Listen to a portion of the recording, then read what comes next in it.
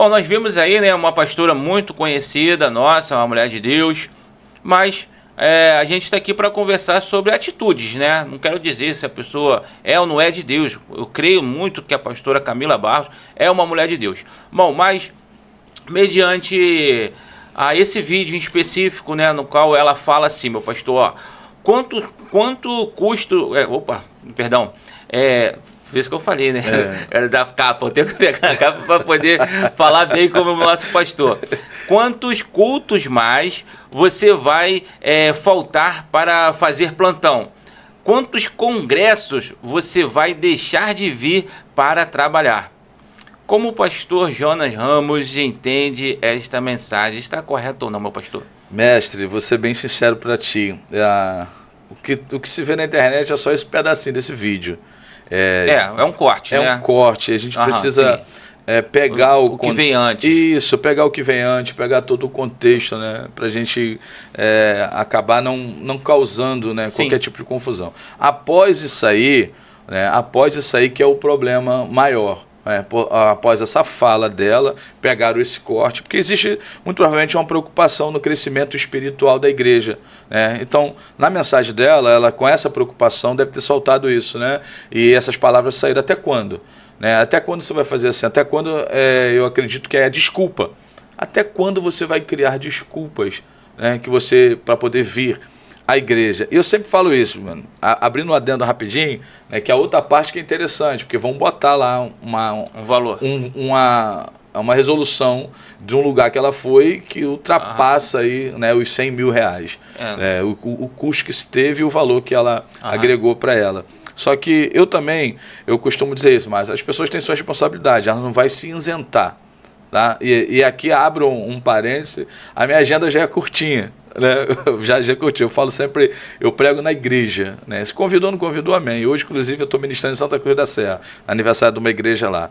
Mas, bem da verdade, Mário, que ensinaram a vida toda pra gente errado. Porque sempre colocaram, e isso é fato, não é errado, Deus acima de todas as coisas. Eu penso dessa forma. Mas depois botaram igreja. E depois botaram isso, botaram aquilo. Quando eu fui ver, a minha vida pessoal está última, a minha casa está última. E eu prego lá, eu estou falando que sou pastor, e eu falo assim na igreja, gente, primeiro lugar, Deus. Segundo lugar, você. Porque eu sou pai, sou chefe de família. Né? Talvez esteja assistindo minha esposa, Diaconisa Tatiana Marim, meu primogênito Arthur Ramos, e o nosso caçula Pé Ramos, que fez agora 9 anos. Então eu sou o seguinte, eu primeiro tenho que ser Deus, depois eu, porque se eu não estiver bem, como é que eu posso me relacionar na igreja? Se eu não estiver bem, como é que eu posso cuidar da minha casa? Segundo lugar, eu. Aí terceiro lugar, meu trabalho, que eu preciso levar, então tem que estar bem. Aí que entra a família, entra a casa. Gente, a igreja, tem alguém que não vai nem querer mais me acompanhar. A igreja ela vai ficar lá em quinto lugar, rapaz, em termos de preocupação. Então, essa fala dela, Mário, eu tenho minhas dúvidas, pastor. Até quando você vai deixar de trabalhar? Eu tenho minhas dúvidas. Nisso? Sabe o que é? Vamos pegar para Jesus? Vamos. Jesus, ele pega Pedro. Porque eu entendo, Pedro era casado. Né? Ele tinha que levar a sustento para casa. E ele era pescador. Quando Jesus o chama para largar o seu trabalho, para o reino. Mas não é para a igreja, mas instituição. Aí a gente vai entrar nessa questão aqui agora. Então, eu quero que o senhor, olha só. Amém. Eu entendo que o evangelho original de Cristo é nós largarmos tudo para seguir reino, para pregar o evangelho de Cristo. Tá. Olha só. O solteiro cuide bem das coisas do Senhor. Mas em Cristo. Em Cristo. Paulo vai dizer assim, olha, é melhor que não se case. É isso aí. Melhor que não se case, porque quando a gente se casa, a gente tem essa responsabilidade com a família. Aí é Deus e família. Mas quando a gente é solteiro, né? Mas Jesus pegou um casado, né? E pegou depois vários solteiros de jovens, né? Mas pegou um casado. Eu acredito nisso, meu pastor. Não andeis ansiosos com o dia de amanhã.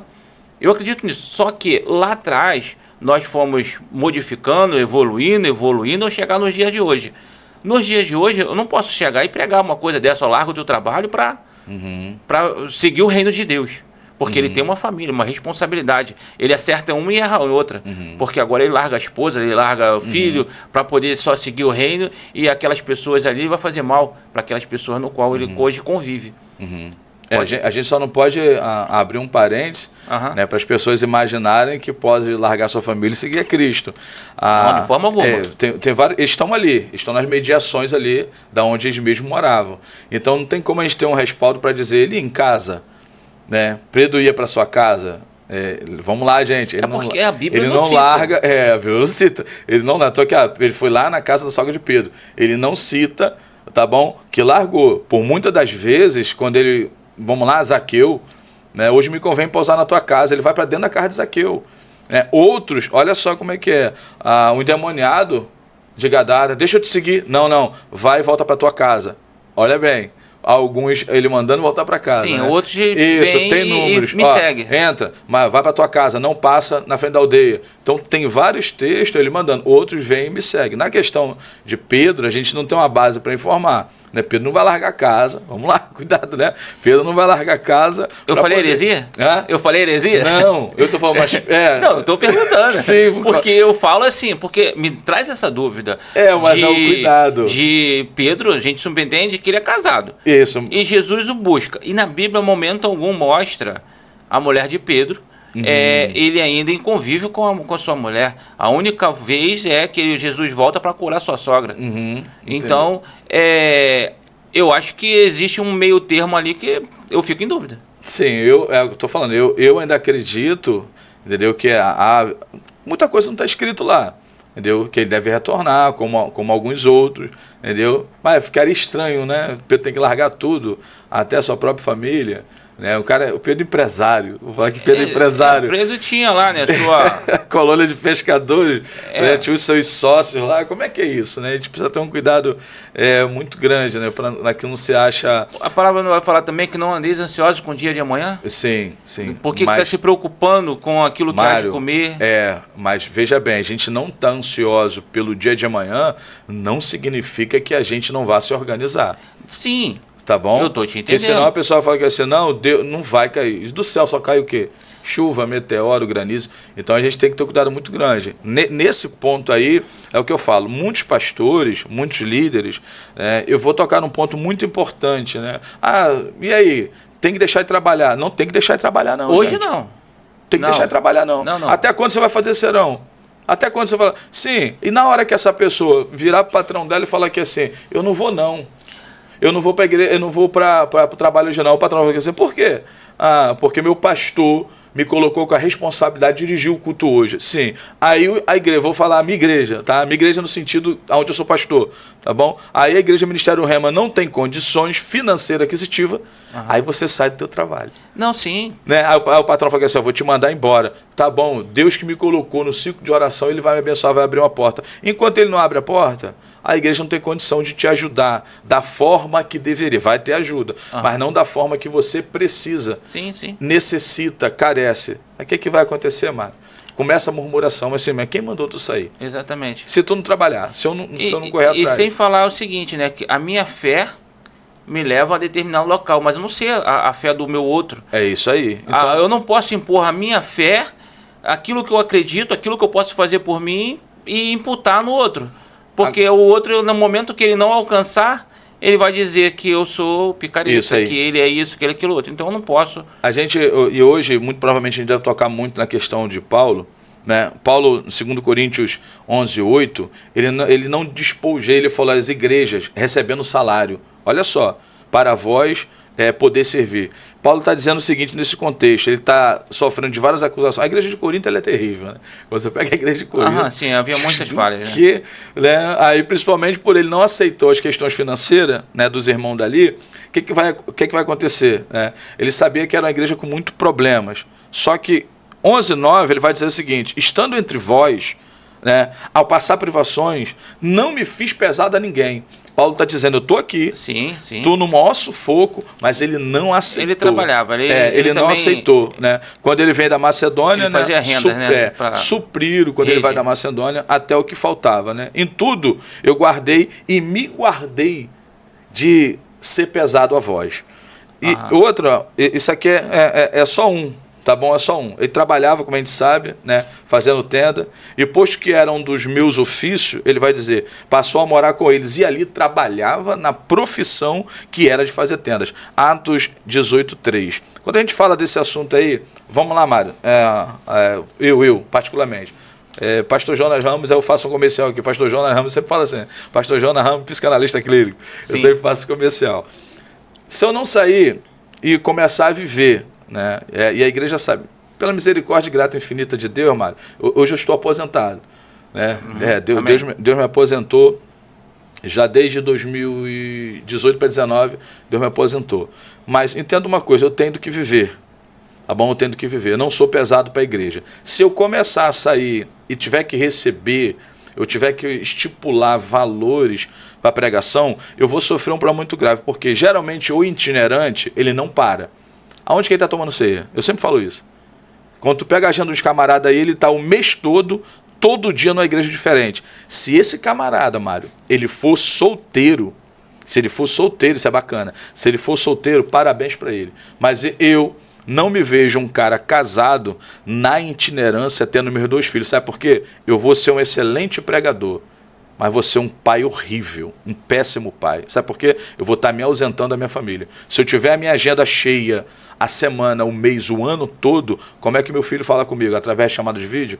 Ah, mas eu estou levando sustento para casa, sim. Fui um excelente pregador, estou ganhando o mundo, mas eu não tive, meu filho não teve a presença paterna. Aí vai tocar naquilo que a gente, né, mais trata dentro do consultório, a figura paterna, das pessoas que variamente elas estão aí com processos depressivos, né, cheio de traumas. Aí onde que está esse camarada? Pregando.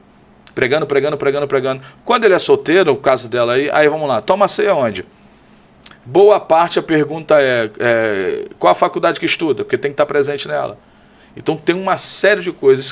Esse camarada deixa de ser tio, ele deixa de ser pai por conta da condição, ele deixa de ser irmão, deixa de ser filho, deixa de ser esposo para estar na rua. Eu estou falando, quem é o solteiro, show de bola, vai lá. Agora, eu particularmente, eu não me vejo um itinerante, a não ser que eu carregue comigo meus filhos, né, e a minha esposa. E aí, aonde que eles estudam? Mário, é um parênteses enorme. É enorme, porque existe o outro lado, né? Quem é itinerante, já viu aquela coisa de um pregar livre-arbítrio e o outro pregar predestinação? Uhum. Ambos vão buscar dentro da Bíblia amparo para isso. Uhum. O itinerante, ele também tem o seu lado, o seu viés, e vai falar, olha, vai ter uma resposta para isso. Uhum. Eu, particularmente, eu não gosto de entrar muito nesse tema, sim, até porque, assim, se a gente vê, eu sempre falo para todo mundo, no caso, se não me engano, é Marcos 9, Jesus, lá, ele permite que uma pessoa que pregava no seu nome, ele está ali expulsando o demônio, mas não acompanhava Jesus. Uhum. Que era, para mim, eu vejo Jesus como a primeira igreja. Ali já a formação da primeira igreja. E ali ele não acompanhava. Então aquele homem era um itinerante. E Jesus falou o quê? Quem é por nós, não é contra nós. Uhum. Então, particularmente, assim, eu tenho uma coisa assim de... Acho que é brigar reino contra reino, quando a gente entra nesse tema. Porque ambos estão fazendo a obra. Agora, como cada um cuida da sua família pessoal, porque também pode ter muitos pastores que estão dentro da instituição dia a dia e a sua vida de relacionamento ruim. Isso, mas é isso aí que é bacana. Isso que é interessante. Tem muita gente sendo excelente pregador, mas um péssimo pai. E não, então. Tem que seja o itinerante, seja o da igreja, tem que ser família. Claro. Tem que ser família. Porque a igreja ela é constituída por família. Sim. Se não tiver família, não tem igreja. Então hoje, um dos problemas maiores que a pessoa está tendo, ela é isso. Ela serve bem a igreja, mas serve mal a sua casa. Se eu não estiver bem dentro de casa, é horrível. Até para subir o altar, para transmitir uma palavra, ela é complicada. Nosso coração nos condena. Sim. Nesse caso de ser pesado, né, aí a gente entrou na questão do valor. Ela realmente cobrou para poder pregar. É uma série de situações. Hoje tem empresários. Então, mas aí eu vou entrar nessa parte da pergunta agora, né? Que a Leila recebeu um cachê esse cachê de 90 mil, no vídeo ali fala 90 mil, que é distribuído entre um monte de pessoas. Eu já vi um cara falando que tipo que assim, de 100 mil eu recebo, sei lá, 10 mil. Não é só isso não. Porque é distribuído para um monte de pessoas. O empresário que levou é distribuído para a pessoa. Tem um documento rolando na internet aí. Então, mas a pessoa não recebe todo esse valor. Claro. Recebe uma parte significativa, mas não recebe todo esse valor.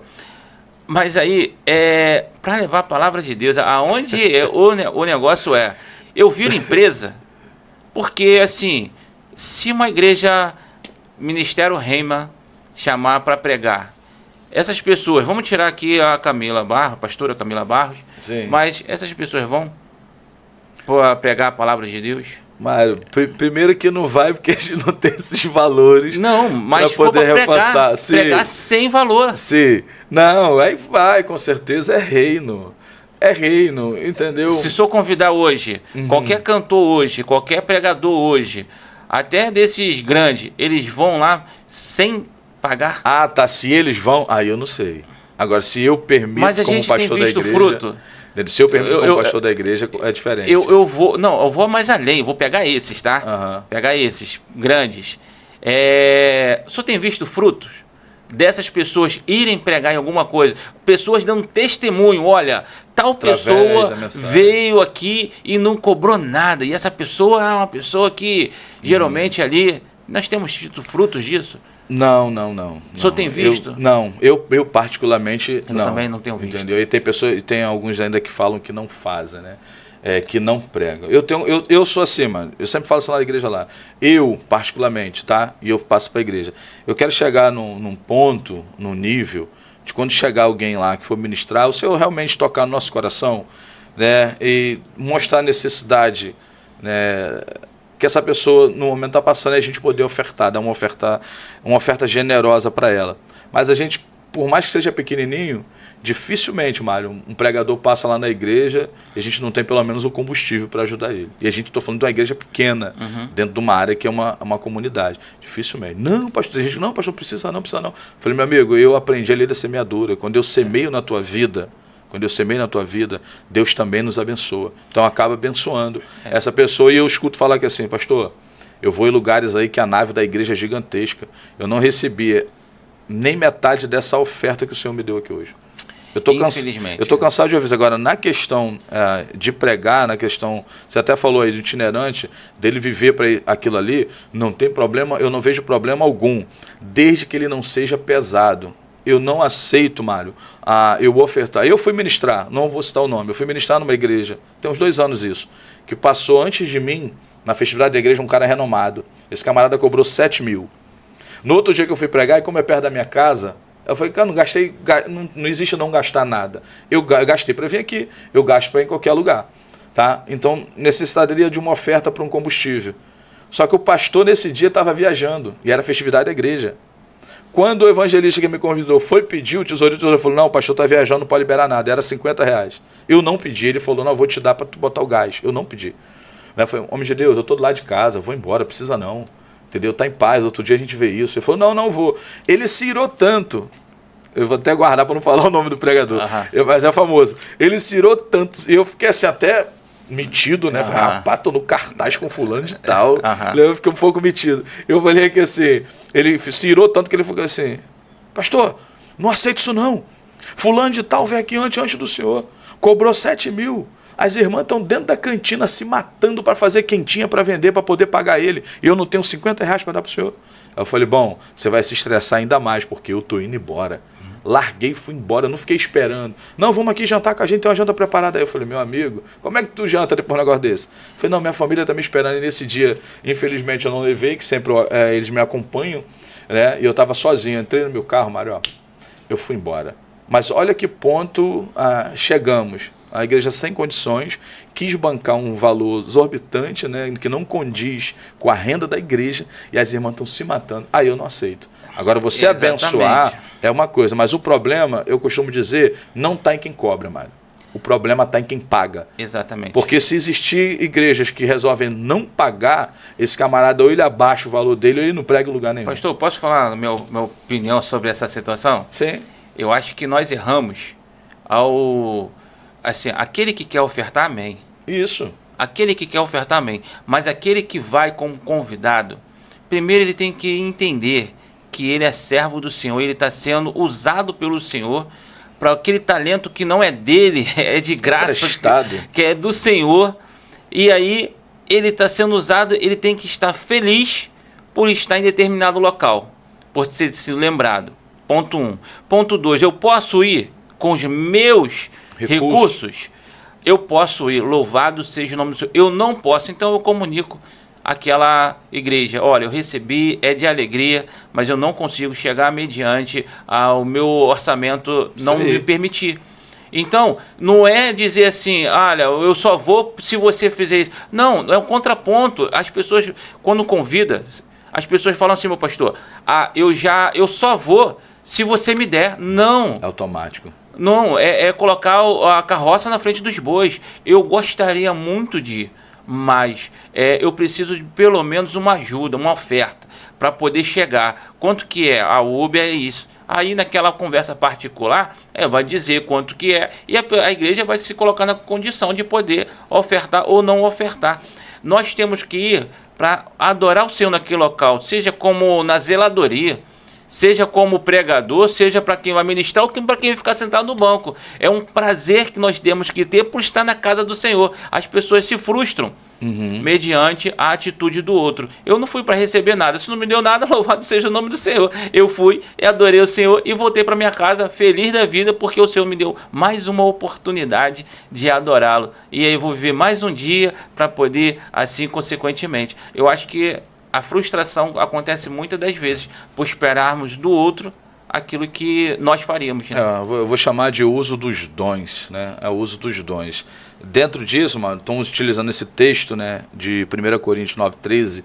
Paulo vai dizer, não sabeis vós que prestam serviço sagrado do próprio templo e se alimentam, né? E quem serve ao altar, do altar tira o seu sustento. Paulo está utilizando o Antigo Testamento, o Velho Testamento ou o Primeiro Testamento para poder falar à igreja de Corinto acerca disso, mesmo ele não aceitando a oferta, tá? Recusando a oferta do povo de Corinto.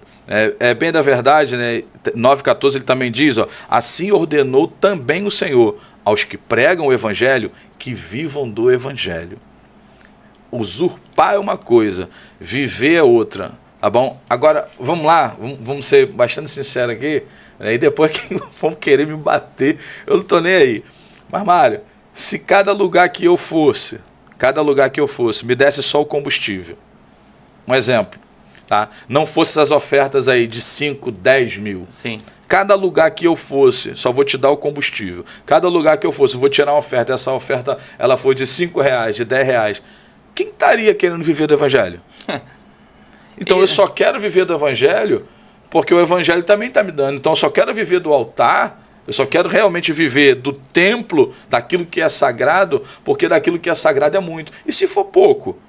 Aí eu vou falar o seguinte, tá dando não.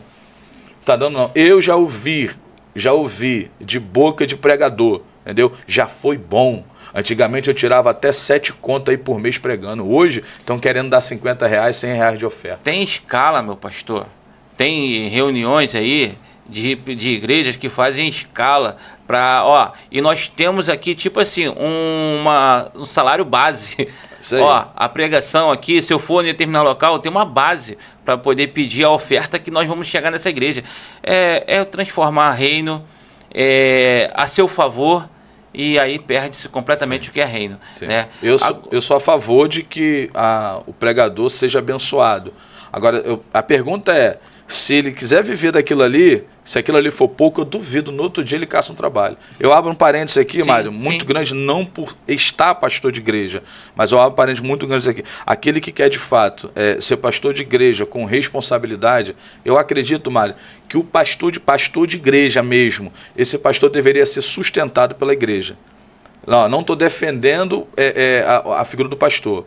E eu vou lhe explicar o porquê disso. Esse pastor, se os membros quiserem de fato alimentos, quiserem de fato que ele seja presente, a igreja deveria dar um bom salário para o pastor. Sabe por quê, Mário? Hoje eu estou aposentado, né? Hoje eu tenho meu consultório, né, na Figueira, na Rua Nínive, número 50, atendo lá na área psicanalítica. Né? Hoje a gente tem o CEPLEM, Seminário de Saúde Emocional Plenitude, onde a gente está com uma turma com 38 alunos, na AD Belfor Roxo, né, lá na Pentecostal Refúgio do Poder, pastor Samuel Rodrigues. Então, existe alguns sustentos que saem disso, tá bom? Mas se o camarada ele quer ser pastor, Mário, o cara acorda 4 da manhã, vai trabalhar, pega um trânsito miserável, né, dependendo de onde ele sai, dessa Brasil, ou pega trem com a Supervia, arrebentando com tudo aí, deixando o trabalhador na mão.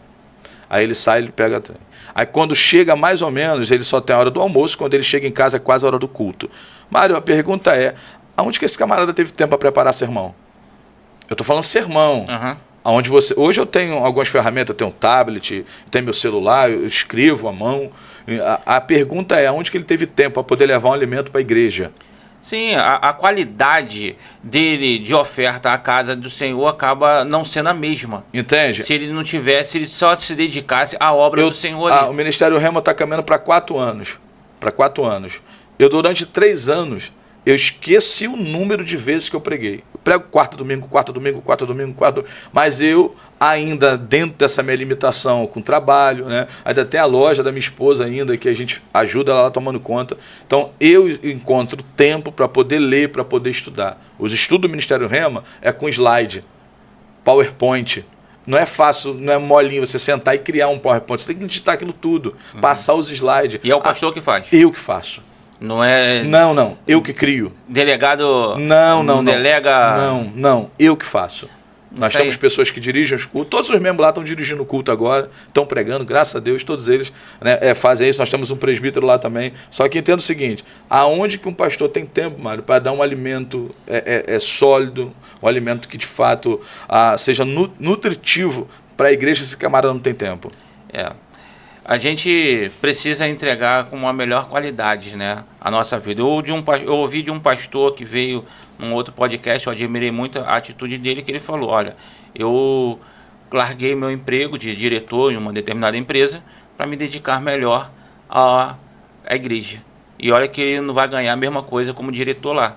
E eu achei aquilo louvável, porque ele está se dedicando ao reino, vai poder fazer mais visitas, mais lares, vai poder dedicar a sua vida para aquela famílias no qual ali, aquela igreja ali o abençoa, né?